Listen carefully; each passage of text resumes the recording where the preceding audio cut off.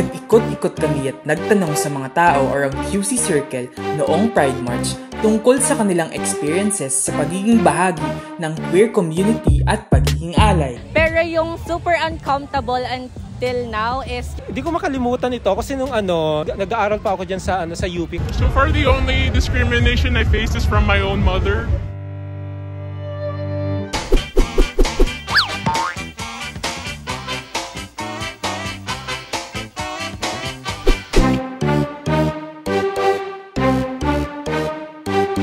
Kamusta ang pagiging part ng LGBTQIA+ dito sa Pilipinas? Okay naman. Masaya maging part ng LGBTQIA dito sa Pilipinas. Pero mas masaya kung makakamit natin yung rights na dapat para sa atin. Masaya ako kasi nagkakaroon tayo ng mga event na ganito wherein may pagkakataon tayo to express ourselves, to express who we are. Pero of course may mga rooms for improvement pa rin in terms of yung pagtanggap na sa LGBTQIA+ community. But I'm just so happy. I mean, this is a step forward that we're given this opportunity to come together and celebrate Pride Month every year. It's not all that fun. Reality lang. Sometimes, you wanna escape, but sometimes, pagkasama mo yung community mo, dun lang masaya. Ikaw naman po, kamusta naman yung pagiging ally? Ang hirap kasi yung mga dami kong kaibigan na part ng community, it's hard for them or even as an ally to push for yung advocacy, especially yung sa SOGI bill until now na hindi pa napapasa. And parang, it's just an event for most of the politicians, but it's an issue na dapat pinagtutunan pansin. It's quite hard na maging ally, especially kasi you should be educated about this community. So being an ally, you should put your feet into their shoes. It's hard po since meron pa pong sarado yung utak. Masaya naman po kasi po hindi naman po masyado mahirap because of sa family po, tanggap naman po. I guess being part of the community here, it's very welcoming.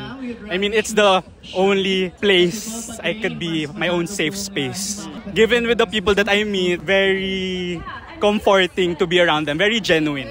May nafe-feel ka bang any discrimination na sobrang laganap pa rin ba ngayon? Yung iba po, kailangan lang po talaga nilang i-educate. Tulad po ng style na tomboy, akala po nila lesbian yun pag ganun. Hindi po nila alam na yung term na tomboy is for style.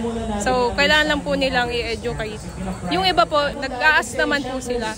Yung iba po, nagtatanong kung anong pronoun. So, ibig sabihin po, nagugulat po ako kasi parang may alam na po sila. Okay lang po kasi accept naman po ako ng family ko po. So, yun po yung important. Okay naman po. Wala naman po masyadong problema. Like, chill lang po talaga dito. I think the world has changed to a new one and we do the better thing.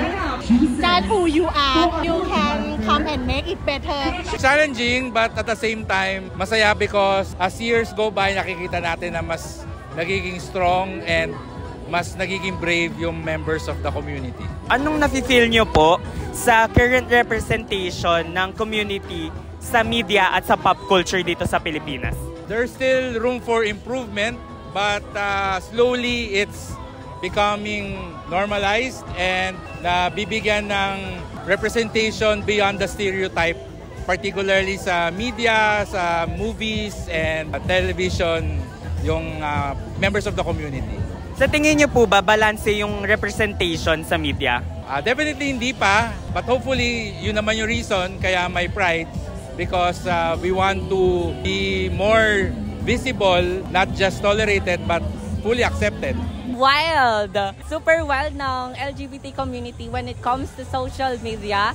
And I hope mag-boom pa yung representation and mas gamitin nila yung platform ng social media sa tamang way. May mga efforts naman, but of course matingkad pa rin minsan yung hindi pa masyadong diverse yung pagtingin nila sa LGBTQIA community. Nandiyan pa rin yung mga, of course, mga subject ng skit, yung mga bakla, di ba? Yung mga tomboy, may mga ganon. Pero it's a work in progress. Sa akin kulang yung representation. Though in pop culture, no, meron tayo talagang mga like si Vice ganda, no, they're known okay naman. Pero in terms like halimbawa sa mga balita, iba yung kung paano nire-report like cases of their gender-based violence, no.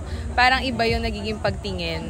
In terms of pop culture, very welcoming. Parang yun naman yung angat natin sa ibang bansa. Hindi na ganon ka big deal na before kasi hindi tanggap yung alam naman natin yan. Ngayon parang big change. Nag-improve po siya along the years. Makikita po natin na mas nagiging laganap po yung advocacy ng LGBTQ. It could be better. I guess right now there are times na may queer baiting pa rin and all. So if they would cast properly roles and really put it out in the media for it to be normalized, then it would be better talaga. Sa tingin mo ba nagiging balanse yung representation ng gays, ng lesbian, and trans? Or may napapansin ka pang iba?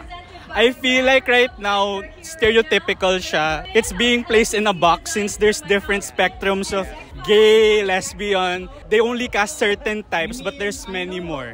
Wala naman po kasing perfect, no? So, nasa gitna pa po. Parang hindi pa po ganun ka-balance.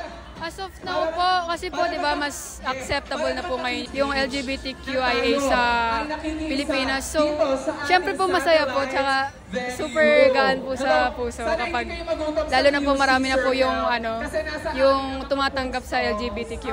Ano yung pinakamalalang discrimination na nangyari sa'yo dahil sa iyong gender identity? Siguro po yung katulad po nung sinasabi nila, ginagawa po nilang derogatory term yung yung tomboy po.